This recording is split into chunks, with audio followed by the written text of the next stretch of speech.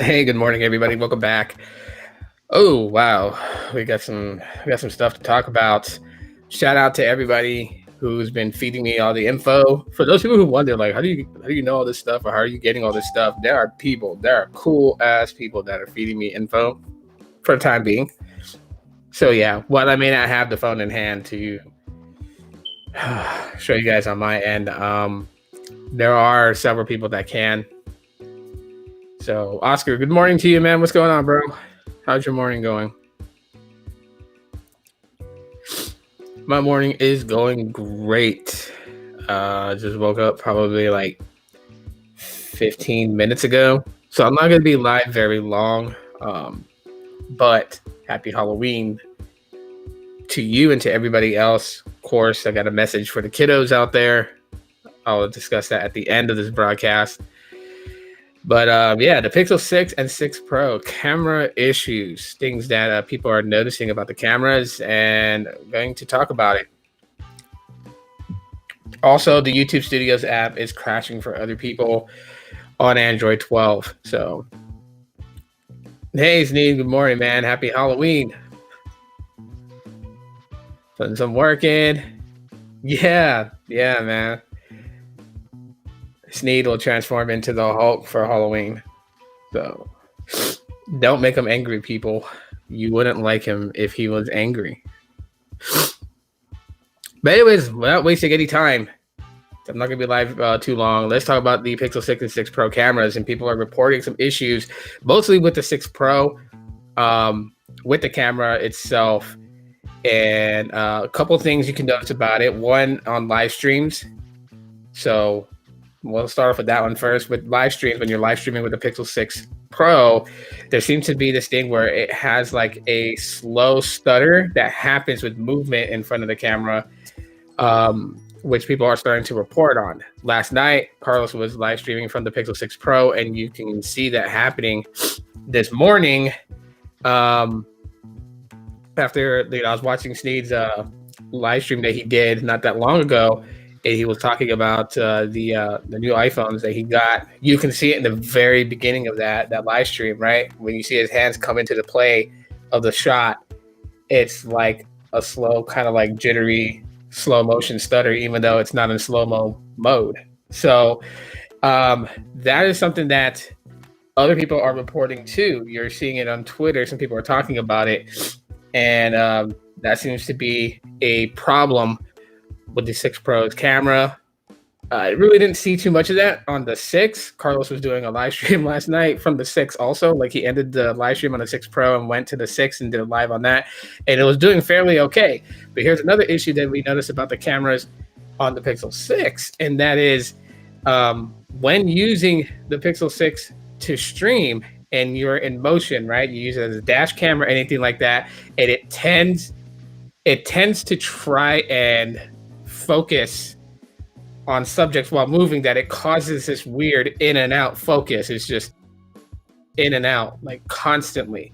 Like last night, I got to talk to Carlos for a little bit on the phone. He and I were just chopping it up a little bit. So before I went to sleep, we were talking about that. And, it's sad because, here's the thing, right?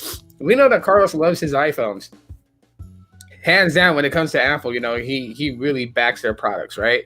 But, while people will say, like, Carlos is biased, I mean, he admits he's slightly biased about things. He's not going to hide from that. But it was shocking for me to hear him say that, the 6 and the 6 Pro has potential, and he wishes that there was a software fix like tomorrow for it. So that's absolutely crazy that, he looks at the Pixel 6 and 6 Pro and, wants them to be better because he sees the potential in them. And those are his words. So when he goes live and stuff, listen to what he's got to say, which is surprising for me, because usually when an Android device is, acting trashy by his standards, he'll just straight out call it trash and call it a day.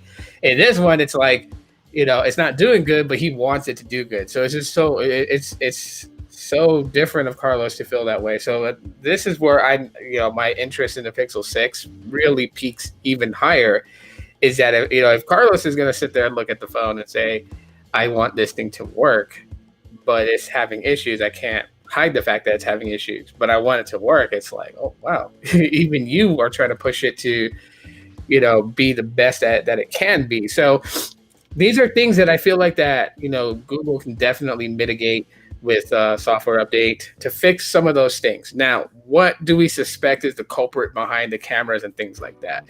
Good morning, Troy. How's it going? What we suspect that is the culprit behind it is the software algorithm for image processing that has been with Google Pixel phones for the longest time. That's people don't, remember. If you guys do, if you don't, that's okay. I'm about to bring it up. But the Google Pixel phones have been using a 12 megapixel sensor before the switch up to a 50 megapixel sensor with the 6 and the 6 Pro. And one of the things that Google was known for was that, even using such an underpowered sensor and not switching to a more powerful sensor throughout the time and continuing to stick with the Sony IMX363, they used their AI software to compensate for the photography shots that you're taking with the phone and for certain things that it's doing, image processing and such. That they, with that, I suspect, okay, now I'm saying this right now, I suspect, I don't have documentation proof to pull up right now and show you guys, but I suspect that while they have this new 50 megapixel sensor in the 6 and the 6 Pro, and the way that Android 12 is, they may not have dialed back how it processes images. And so you have a more powerful camera sensor, the 50 megapixel camera sensor that's on there. And then you have the AI software trying to compensate and correct imperfections in the shot while processing the image. I feel like it's like on overdrive, pretty much. Like it's not a 12 megapixel sensor anymore. It's not the Sony IMX363. So the AI doesn't really need to do much compensation to fix a photo. This is why I feel like that, photos that like Referral, aka Ascentech, who has shared with me photos he's taken with the Pixel 6 Pro, why some of the, even the night sight shot ones look kind of bad. Like there's some where it looks really good and you're like, oh great, like it continues on the being king of photography, but then you get very questionable photo shots and you're like, how did the phone screw this up so bad? Like when Latrell shared this photo with me of a night sight shot that he took, literally it was like in areas that is obviously going to be dark, that the phone is supposed to be able to take in, like the exposure is supposed to be longer, so it allows just even the smallest amount of light to brighten up the dark area so you can see what was in the dark. It looked really bad. It looked pixelated beyond anything, and you're like, this was a point and shoot scenario, and I was just baffled. I was like, okay, maybe it was just a defective unit that Latrell had. Maybe that was the case. And so I was figuring, okay, maybe, it's just him. But other people are showing stuff on Twitter. And I'm watching, okay? I'm watching on Twitter. Like I said, like, people that I know of that are doing the reviews on the Pixel 6 or 6 Pro, like I'm showing support by watching their videos, listening to what they have to say. But ultimately, looking at the results of what the phone is producing. And, some of these shots are questionable. Like you can post a photo of the Pixel from the Pixel 6 and be like, and it looks good, but I'm like zooming in the shots, right? Tapping on people's photos and zooming it and looking around, looking at details, right? Because Pixels are very good at capturing detail. Like, you can take a photo at a park with a bunch of trees, maybe about, 25, 30 feet away from you. And you're like, okay, those are trees. But when you zoom into the photo, and you'll see the individual leaves of the tree, like on the tree, it captures very good detail. And sometimes, with the latest Pixel 6 and 6 Pro, when you zoom into people's shots, some of the details are there. Some of it is like washed, like someone took a paintbrush and just smeared the color in. And it's just, it's mind-boggling that Pixel 6 and 6 Pros are doing that. The only culprit, like I said, that I feel like that is an issue causing this is the algorithm and of the AI software that corrects imperfections in photo shots. I feel like that they still have that dialed up high because that's exactly what they were relying on with previous Pixel devices to correct imperfections in shots and bring you that really nice, gorgeous photo shot that made it king of still photography. I feel like that Google needs to get in there and just, realize, hey, we put a 50 megapixel sensor in there that's doable. Like this camera sensor is doable all on its own. It really doesn't need much of an assistance from AI software to correct any photos it's taking. It can handle it. The tensor chip is powerful enough to handle it and efficient at it. So where's the need to have this AI software pretty much process the image and over process it is really what I'm saying. Because you can, like from Carlos, from what he explained to me, he can take a picture of something, the color is maroon. You see it in the viewfinder of the Pixel 6 Pro, the color of the subject is maroon. You snap the photo, and all that image processing that comes from the tensor chip and the AI software, all that yields you a result of the maroon subject becoming a Ferrari red color. And that's like, whoa, that's way too much. Way too much. And it's just one of those things. It's like, you know how like some people like, you know, they have their preferences when it comes to like phones that take photos, and some people are like, I don't really go with Samsung because Samsung, they oversaturate photos. And it feels like that's what's happening here. Like, you know, the use of the AI software to correct photo imperfections and stuff like that is just, now it's considered like it's on steroids times 50,000. You know, it's just overcompensating for much of the shots. And that also dips into the whole night sight mode, because it seems like that is trying to overcompensate for brightening up very dark areas. And thus that comes out with like this really weird photo where like the subject will be fine. So like if you're taking a picture of somebody in like low light, the person will come out fine, their skin tones will come out fine. But then you also have a lot of noise in areas that really shouldn't be. It shouldn't be noisy. It shouldn't be pixelated. It shouldn't look like someone took a paintbrush and smeared that area, and it made it look like someone took a piece of the puzzle out of the puzzle. Like that. That's how some of the shots come out looking. That's crazy. If y'all don't believe me, follow Latrell on his Twitter account, Ascentech. Follow his Twitter account. He's posted some video clips and some photos from the Pixel 6 Pro. So I am like mind boggled by that. But then again, you know what? Like, you know, if that seems to be the culprit, it's pretty much understandable why that's happening. And that could be like Google didn't calibrate things correctly when it came to the 6 Pro or the 6. Like I said, I'm speculating, okay? I don't have documentation to say that's exactly what it is. I'm just speculating because that's the only thing that makes sense to me on why this would happen. You know, because if it's not that, then the other thing to the, you know, the other part to the equation that could be the problem is that the 50 megapixel sensor is no good at all. Like it's a horrible sensor. And then that would be bad on Google, who's supposed to be king of still photography, to select a camera sensor that's bad, because they got to know how these camera sensors work before, you know, going to mass production with these sensors, right? It's not like someone walks over to, you know, Foxconn and says, okay, you're building your Pixel 6 and 6 Pro. Here's the camera sensors for your phone. Have a good day. Like, no, like they got to get them. They got to put them in their demo units. They got to test it. And if this is the camera sensor that they want in their phones, then they say, okay, then they order a mass amount of those sensors and they start putting them into the phones during production. That's how it's supposed to go. So, you know, it would be odd that somebody at the Pixel development team would, if the camera sensors was that bad, knowingly know it's that bad and still roll with it at mass production wise.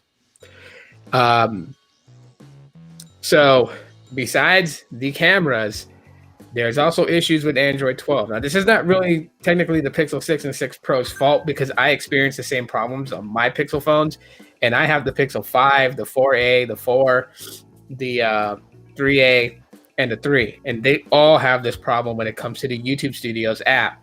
The YouTube Studios app tends to crash. For some people, it just crashes upon, you know, navigating through the app. For me, it specifically happens every time that I'm going to set a thumbnail. So I can go into the YouTube Studios app. I can type out a title in the credentials. I can copy paste because I have my, my description box. I have that stuff already typed out on Google Keep Notes. So I just go in that app and copy paste that into the description box area. And if there's any like specific links to videos that I'm talking about, I type those in manually myself. But everything else, you know, like the social media links and, you know, my statement and all that is a copy paste situation. Yeah, I can do that within the YouTube Studios app. I can add tags. I can type out each of the tags that I want to be tagged to find my video. I can set the like what type of video it is, if it's for entertainment, if it's for science and technology, if it's for gaming. I can do all those things. I can turn on, comments. I can turn off comments. Sneed was just on not that long ago, Troy. Sneed was on about like a good 40, almost 50 minutes ago. He might go again today. I don't know. But I know he was live earlier this morning. That's what I woke up to was Sneed was live and he was talking about the iPhone 13 Pro and the Pro Max. So he was talking about his two new iPhones. Catch the replay, man. But yeah, the only time the YouTube Studios app crashes is right when you're going to set your thumbnail. So if you have a thumbnail maker on your phone and you've made yourself a nice thumbnail for your video and you go into the video and you click where you're going to go and set your thumbnail, it tends to crash right there. The moment that you select the thumbnail you want, then you hit OK to select that as your thumbnail, and it just crashes. You're back at the app drawer and you're like, what's going on? And then you got to relaunch it. So that seems to be a problem. Now, why isn't this a well-known problem? It's not a well-known problem because majority of people who are just end users who just buy these phones and use them for their day-to-day, stuff, they're not content creators. So they're not needing to go into YouTube Studios and set a thumbnail and all this other stuff for the videos, right? So that's why it's not being reported on a massive level. Other, content creators, they rarely use the YouTube Studios app. They may use it to respond to comments, like to check the comments, new comments that come in, respond to them. If you have comments held because you want to screen the comments, you go in there, you screen them, you approve them to be seen on the video. So those are some of the things, that you can do with YouTube Studios, but not everyone is doing that. So to see that the YouTube Studios app is crashing, that's not going to be something that like everybody reports on. My Studios app closes out on me when I was on Android 11 on the Pixel 5a. Yeah, and then, like I said, where I'm leading into this is that it is a known issue with Android 12. It's been happening since Android 12 Beta 1. Once that was available for people to install beta on their beta supported devices, the YouTube Studios app has always had issues with crashing. As a matter of fact, then it was crashing more than anything. Like you would use it and then you would, swipe out of the app when you're done. And maybe you might have recorded a video and you're going to upload it. So you go back into the YouTube Studios app to set the credentials for it. But when you tap the YouTube Studios app, it would open, crash, open, crash, open, crash. You had to, the only fix for either problem, for the current situation happening right now with the YouTube Studios app crashing when you're trying to set a thumbnail, and to the previous times before where it was just crashing on launch, the only fix that kind of helps the situation out is deleting the app off your phone and reinstalling it from the Play Store. Like if you were to go in and wipe all, cache and info of the app, and you were to force stop the app, and if you were to relaunch the app, it still would crash. You would have to literally wipe it off your phone by uninstalling it and then reinstalling it. That was headaches. I'm going to always do that, was just headaches. And it still happens now, but it's just happening with adding a thumbnail. I don't know if anybody else who's a content creator is having that specifically happen, or if theirs is just crashing on launch. But for me, it's been the thumbnail part. Everything else has been fine. If I don't set a thumbnail, if I just let the YouTube decide what frame of the shot is going to be the thumbnail, whether I have a dorky expression on my face or not, that, then there's no problems there. But like the moment that I try to actually set a thumbnail, it crashes. You're right. Most users won't be pushing devices this hard. Yeah. So those are some of the things. Like I said, the Pixel 6 and 6 Pro, slow motion movement when you're live streaming. The Pixel 6 Pro is actually not doing that well with live streams either. After Carlos did his live stream last night, and then he was able to show like the battery was draining on it pretty quickly on his. I don't know why.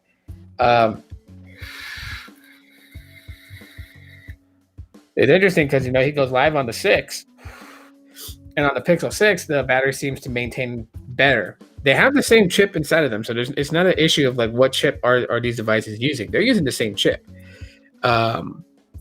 I'm not entirely sure exactly what's causing it to happen that way. Maybe his Pixel 6 Pro that he got might have a slight defect to it.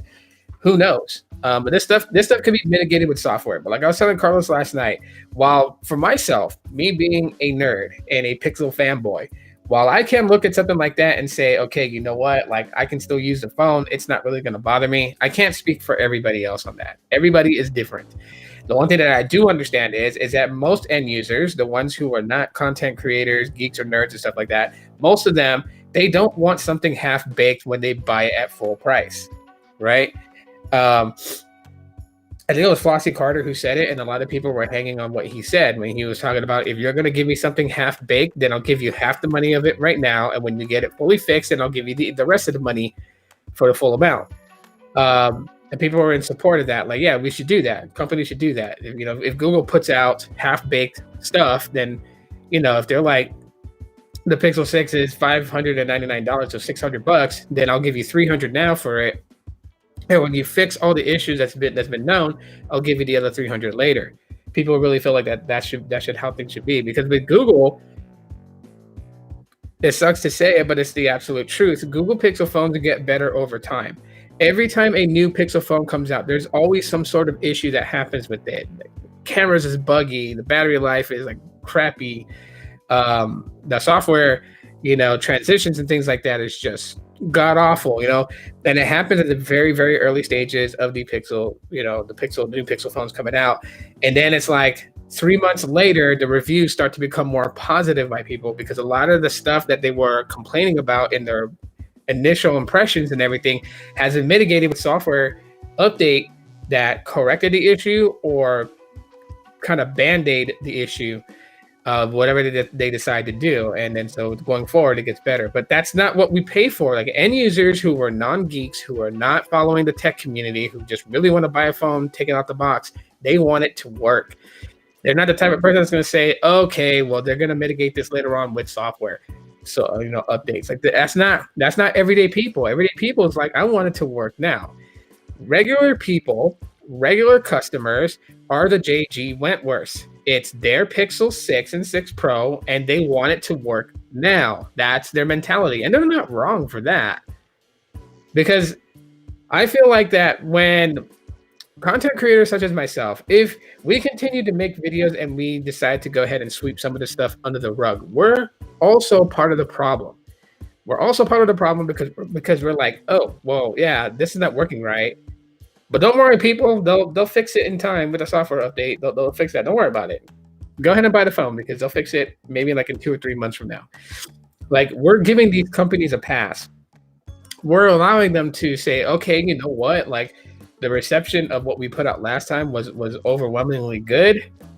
So yeah, we know that this thing is half baked. So let's give them a half baked pie. So literally, if you're like a lover of pumpkin pie or apple pie, right? You're literally accepting a pie from Google that basically the bottom of the crust is still soggy. It's not, toasted to a nice flaky crisp, crust. So when you cut into the pie, it's like deliciously imperfect. Like we're allowing them to give us half baked stuff, and because we're allowing them to give us half baked stuff, it's becoming normalcies. And they're not Google's not the only one that's doing it. Samsung does it. OnePlus does it. Apple does it, believe it or not. They all do it because we've been giving them passes. The content creator here on YouTube holds the power. They do. They honestly hold the power. And some of them don't even know how much power they hold. Think about it like this, okay? If every Team Pixel member got a hold of this device and we're using the Pixel 6 and 6 Pro before launch, and they said to themselves, okay, Google, you need to fix this. And oh my God, I just launched the assistant. And I say their response back to, to the Team Pixel members is like, yeah, we'll get to it in like 6 months from now. And every Team Pixel member is like, no, you need to fix it now, or we're going to give you the phone back. We're not going to review it. Right? Then all of their idea for cheaper advertisement goes flushed down the toilet. The content creator holds the power in a way to help influence these companies to do right by the consumers. The problem is, and I'm not saying that all content creators are this way, but there are some who've been invited to Team Pixel, and because they've been invited into Team Pixel, they feel like I have to give it a favorable review because I want to get another free Pixel device next year. Because once you're in Team Pixel, if your videos excel, if your videos do good, and you have a good business relationship with the Team Pixel crew, then you will get next year's Pixel device on them, whether it's the A series device or the Pixel 7. You'll get that on them. I mean, there are Team Pixel members that I know of who've been on it since the very beginning of Team Pixel. They were selected as the very first class of Team Pixel members, so they were on the very first ride, and they got all these devices since then from Team Pixel on the house. Like, here you go, take this device, take the Pixel 4, do a review on it. Take the Pixel 4a, do a review on it. Take the Pixel 5, do a review on it. Here's a Pixel Buds 2. Here's a Pixel Buds A. Like, they were giving products. And so some creators feel like they're obligated to give a favorable review. I don't think it should be that way. Like I said, and this is what I told people before who, it's like every time like a new Pixel phone comes out, I get that famous question, and that's, Tito, were you invited into Team Pixel? And I have to tell people, no, I wasn't discovered. So no, I got no invitation. And everyone will be like, well, you're like a great fit for them. I may be by people's definition, or I may not be by other people's definition. Other people may look at me and be like, yeah, I can see why they didn't pick you, bro. You suck. And that's totally cool. Like, I mean, people are entitled to feel what they want to feel. I just feel like that, you know what? Like, if that is really how it is, if Team Pixel does know that they have this underlining feeling amongst its Team Pixel members that they have to give a favorable review so they can be part of the team for next year and the year after, then yeah, then I'm not with that. I like the Pixel phones. And Carlos knows this. As much as Carlos fed me some stuff that he disliked about the 6 and the 6 Pro, mostly the 6 Pro he had issues with. The 6 he actually likes more than the 6 Pro. He knows I'm still gonna go and get it. His intentions was not to tell me that so I wouldn't get it. He knows I am a Pixel fanboy. He knows that even though there's issues, he knows that I can handle those issues, or I can find a way to mitigate the problem for myself. And it may be a workaround for me. Why I don't share those workarounds with everybody? Because it's a workaround for me that makes me be like, okay, I can rock with this. I can handle this.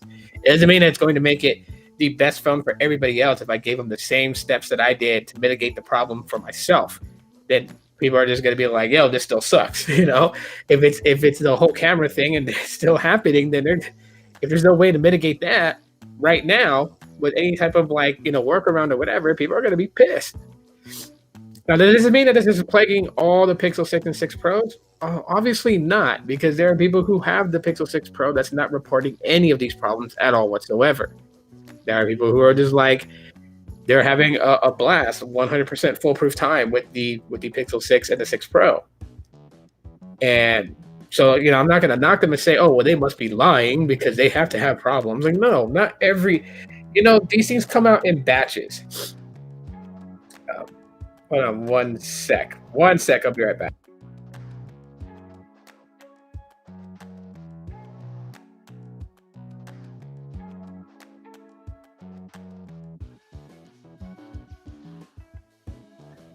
Okay, I'm back. Not everyone's gonna have the same issues, right? And these devices are made in batches. So this is kind of the reason why that, as I want the Pixel 6 so badly in my hands, because like I said, I want it. I don't need it, but I want the Pixel 6. I want it. I'm also kind of glad too that it's taking me to wait until a little bit later to get it, because it'll be one of the newer batches of Pixel 6 and not one of the very first batches. Sometimes the first batches have issues. The second batch, they had fixed that issue, but it was a very small issue by their standards. However, it's noticeable by the tech community and a lot of people out there. So they fixed a lot of these things, in the second, third, fourth, fifth, and most current batches that they have manufactured and boxed and are putting out there for sale.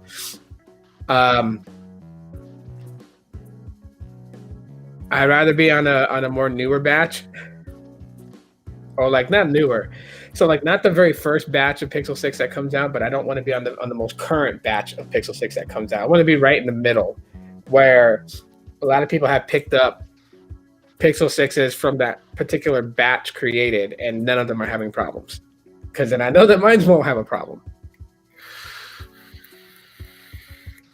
So for those that's having issues with the Pixel 6 Pro, I know this is not a very favorable thing to do, but since you've had the phone for a little bit of time now and you've been running it with all your daily apps and stuff like that, my advice to you, if you're having small glitches and stuff like that, is to just factory reset the thing. The reason why I say that is because 3 or 4 people have tweeted on Twitter that they've had problems on their Pixel 6 Pro with Android 12, and they did a factory reset, and that fixed the issue for them. Going forward, certain apps they were having problems with that was crashing on them no longer crashes on them anymore. It's a smooth experience. They kind of like it, right? Anything else about Android 12, like the quick setting toggles on the top, like that can't be, I mean, you can try to mitigate that with, well, no, you can't, because third-party launchers deal with the launcher itself. We really don't deal with the notification drop down. So you're still stuck with that. It is what it is. I'm sorry, but the only way I can tell you to mitigate that problem is just switch to something else. Switch to something like Samsung that has everything basically themed and themed to the way that they want it to. Go Huawei, go with Realme, go with Oppo, go with any of those that pretty much like heavenly skin Android, and you won't have to deal with the stock Android quick setting giant pill buttons. Louis says the Google Pixel 6 Pro, it will be unlocked to Boost Mobile. You can use it on Boost Mobile. You gotta buy it through Google. Now, if you buy it like through AT&T, it's not going to be unlocked. If you buy it through Verizon, it's not going to be unlocked. It follows their unlock policy. I know like Verizon, whether you're financing it or you paid out cash completely for it, it's 60 days from the time of purchase that it'll unlock on its own. I don't know about AT&T's unlock policy, but if you're buying it from Google, or even if you got it from Google Fi, it's already unlocked. And it will work on Boost Mobile because Boost Mobile uses both T-Mobile or AT&T's network, whichever one you choose. If you activate on the T-Mobile side, it's going to run the way that it did on T-Mobile. If you activate it on the AT&T side, it's going to run a little bit better. I'm going to tell people why it runs better on the AT&T side. And that is because it is not the SIM card from Boost Mobile is not IMEI bonded. So that means that you can pop out your AT&T Boost Mobile SIM card and pop it into another unlocked device without the need of logging in and doing an IMEI swap. And it will work. All you got to do is just provision the APN settings and you're golden. I really wish they would do that for the T-Mobile side. But nope, T-Mobile side, once you put a Boost SIM, a brand new one from a SIM kit, into an unlocked phone and it's activated, that SIM card is bonded to that IMEI number for life. There's no taking that SIM and putting it in something else and doing an IMEI swap, because you will always get error messages. And then when you call into Boost Mobile to get them to do the switch, they're going to tell you, yeah, it's not going to work. You need to go get a new SIM card for your new unlocked device you want to use on Boost. That's total trash. Yeah. So, but it depends on what works good in your area. If T-Mobile works good in your area, then it's probably better to activate your Boost Mobile on the T-Mobile network. But if it's AT&T, then go with the AT&T. Just make sure the store is already trained and knowledgeable in activating on what they call their new transformed network, because that's the one that you want. If you go in and you say, yeah, I need a SIM card for the expanded Boost Mobile network, they're going to give you the one for T-Mobile. But if you go in and you tell them, yeah, I want to activate on the newly transformed Boost Mobile network, they should already understand that's the AT&T side. So they need to get the what's called the AN SIM card, which stands for AT&T Network SIM card, and then begin the line activation process. I don't know if they've opened it up where if you're already a current customer on Boost Mobile, you can switch. The last that I checked, I still remembered they were only doing new activations for the AT&T network.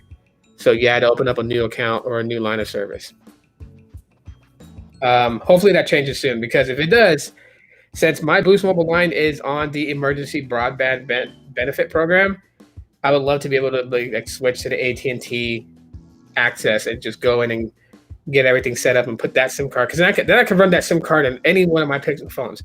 Right now, the only 2 phones I can actually activate on the Boost Mobile side with the T-Mobile network is my iPhone XS, which I have a SIM for that, and then I have a SIM that goes in my Pixel 5, and I got to do an IMEI swap, and then my Pixel 5 will work on Boost Mobile, and it works good. So all that being explained, just in a nutshell, yes, if you have an unlocked Pixel 6 Pro or a Pixel 6, it will work on Boost Mobile. as Boost Mobile says, for the T-Mobile network side, the phone has to be, has to have been released either on October of 2020 or newer. Anything older than October of 2020, they won't activate it. So I mean, like my Pixel 4, which is capable, they won't activate it on Boost. I tried lying to them one time, and they were just giving me issues, so I didn't want to push it any further and try to like really sneak them to just activate it. That would have been ridiculous. Anyhow, so let me thank everyone who has fed me information about the Pixel 6 and 6 Pro. This is how I'm able to talk about this without having the phone in hand.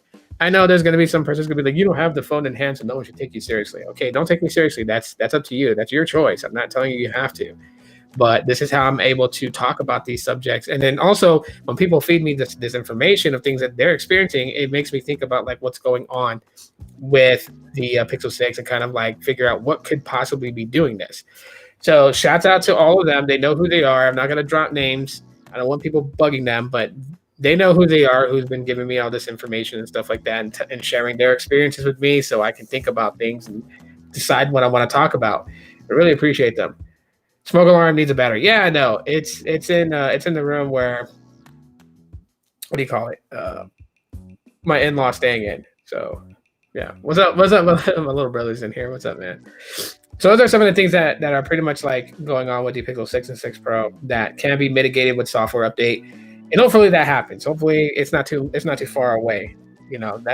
I don't want this to be the same issue that happens with the iPhones, because the iPhones can have problems. You can take to social media and talk about it. You can write a long email to Apple themselves and tell them about it. And really, it's up to Apple if they want to fix it with a software patch or anything like that, which tends to be very little. There's very little where Apple will go in and just completely revamp iOS because there's massive issues with the software. They'll just like patch it up with duct tape, send it on its way. So hopefully Google doesn't do that, because this would be bad. The way that I see it, software for image processing does not need to be that high, because the camera sensors in the Pixel 6 and 6 Pro are capable. They are not the same sensors anymore. They're not using the Sony IMX363 sensor like they've been using for years on Google Pixel phones. They now have a 50 megapixel sensor. This thing is capable. The tensor chip is capable. So the AI corrections, the algorithm needs to be set lower. Otherwise, it looks like every shot is overcompensated, and sometimes it can be bad in color representation, in video movement, which is what I think. I think that the video movement thing with the slow motion thing, it has to do with the HDR frame by frame, which is what Google used to basically, fix or to beef up the videography on the Pixel 6 and 6 Pro. They talked about that on the October 19th event, and they said that was, they were able to correct a lot of the problems that they had with taking videos on the Pixel by adding in this new thing that pretty much like overlays an HDR frame over each shot, frame by frame. So if you're shooting in 30 frames per second, then in 1 second, this HDR filter is applied on 30 frames. And I think that's what might be causing the issue with the whole slow motion movement when you're live streaming to YouTube from a Pixel 6 or 6 Pro. Will Material U allow us to change the icon shapes and get rid of the new buddy interface? I miss the Android with the corners and the right angles. I don't think at this time right now that the software for Material U is going to allow you to change the shape of the icons just now. I think that's probably something that will come in the future, because this is an entirely new shift, right? We're completely shifting away from the older Material style that was in Android 11 and previous Androids, to now this whole interface that's supposed to react to your background. So whatever background you set, things are going to be themed to fit the kind of like the coloring. And so we may not see it in right now or in the next couple of security patch updates. As far as like OS updates, probably, right? So maybe by like next year when the next Android is about to come out, they might implement that as a bump from Android 12. So maybe Android 13, It sounds so weird saying that because when I say Android 13, I think of Dragon Ball. But when Android 13 comes, that may be something that they do then. But right now, what we got with Material U user interface, that's what we have for right now. That's what we got. I don't think that's going to be changing anytime soon here. What I think they need to do is they need to open up the color palette more for like when you have like different types of wallpapers. There are certain colors that's not supported and you don't find in any of like like the color adaptions, and I think they need to add more colors or let you manually choose the colors. I mean, they have like 4 preset ones you can choose. If you don't let it automatically do it, you can control it yourself, and there's 4 different options of colors you can choose, and that's it. And I think there should be more than that. They should allow you like the way that I don't know if you noticed this, but when you go into setting a wallpaper before you go to choose your wallpaper, you see at the bottom how it has like these 4 circles that have 3 different color options in the palette, and if you choose that, it changes up the theme, the clock widget color, and all that other stuff. I really think that they should have a more controlled version of that where you yourself can pick the 3 colors that outline certain accent colors of the user interface. I think they should allow that. That's something that I think that they should definitely put in now.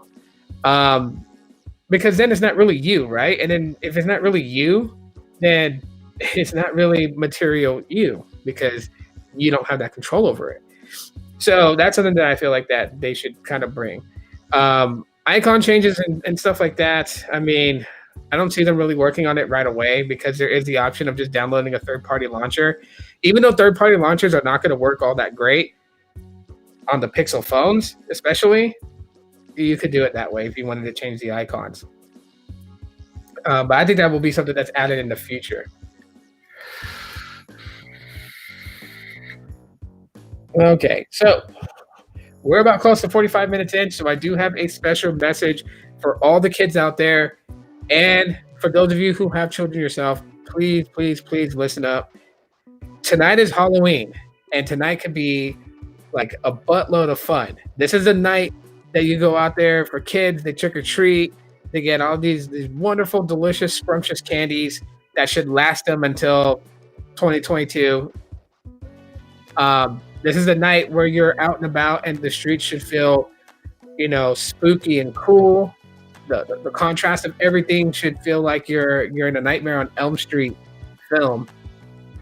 People have been decorating, people are gearing up for it. To the kids out there, because you're most important, do not eat candy until your parents or your guardian have inspected the candy. If you're at grandma's house today, spend time with grandma and she's taking you trick-or-treating, let grandma check your candy. If you're with mom and dad, let mom and dad inspect the candies and inspect them well.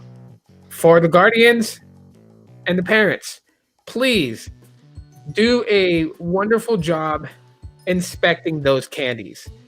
There are idiots who have openly said on social media they're going to hand out edibles.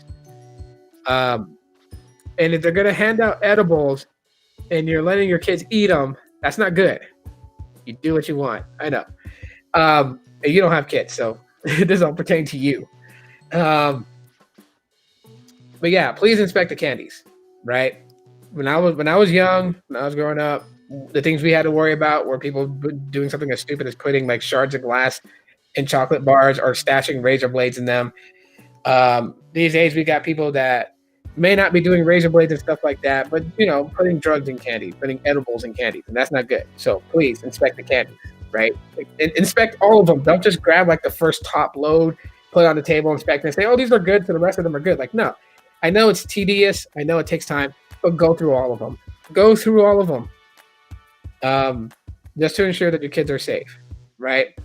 Kids, make sure you have some sort of flashlight. Glow sticks is great. I know that people buy those glow rings and they snap them and they put them around their neck and stuff. You still want a flashlight. You want more light than a glow stick, right? Because you're also looking out, for oncoming traffic.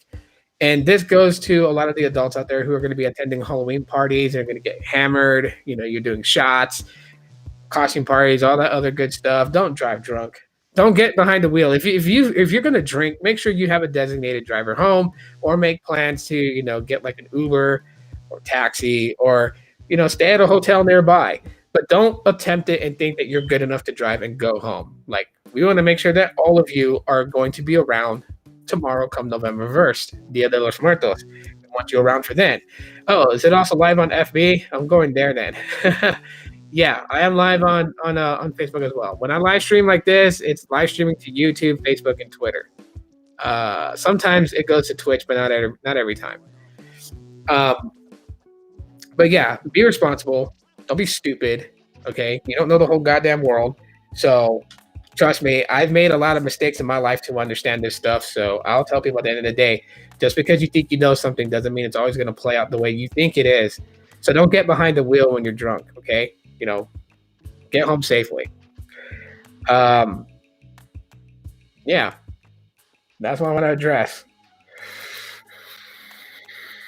Party safely and enjoy your party. Kids, do not eat the candy until your parents check it out. Parents, please take the time to check out your kids' candy. Don't let them get sick. Happy Halloween to everybody. This is my favorite holiday of the year. Enjoy. I will probably go live again, mobile, when I'm out and about with the kiddos, as they're excited for Halloween. And you guys will see what they dress up as for Halloween. And I'm gonna walk around and I'm gonna live stream and I'm gonna check out people's house decorations and show it. So I'm gonna live stream in 2 different places. So the first live stream is gonna happen here on YouTube. The second live stream is gonna happen on Instagram. And that is that. Y'all be safe and be cool. Leave your interesting thoughts if you're in the replay crew. It's hashtag replay crew. If you made it all the way up to this point, you're a real one and you've rocked with me since the beginning of this live stream, hashtag real one. And if you've been here and you enjoyed the content and everything like that, hashtag Halloween 2021. That way, yeah, let's tag it up. Share this on different social platforms and such. Appreciate it. And yeah, tomorrow starts the new scheduling for the YouTube channel. I'm excited. And I probably will go live tomorrow just to kind of share my experiences with the new job and everything like that. I'm so excited for this new job. So making changes, that's going to make me ultra busy. So I won't be able to be on here like I usually am. But I will keep content coming for everybody. So you can believe in that. That's it for right now. Y'all be cool. As always, Allah, love, peace, chicken grease, and be safe out there. Please listen to what the hell I said and just be safe.